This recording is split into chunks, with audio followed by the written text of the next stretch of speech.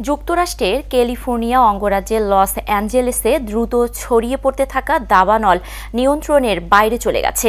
ইতোমধ্যে দাবানলে পুড়ে গেছে বিস্তীর্ণ এলাকা।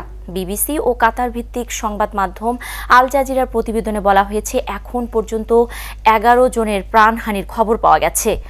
খবরে বলা হয়েছে, দাবানলে গতকাল পর্যন্ত 32,000 একর জমি পুড়ে ছাই হয়ে গেছে।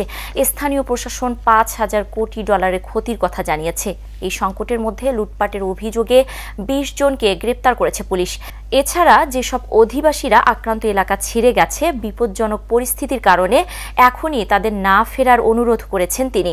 বাতাস আরও তীব্র হওয়ার পূর্বাভাস থাকায় আগুন আবারও ছড়িয়ে পড়তে পারে বলেও আশঙ্কা করেছেন অনেকে।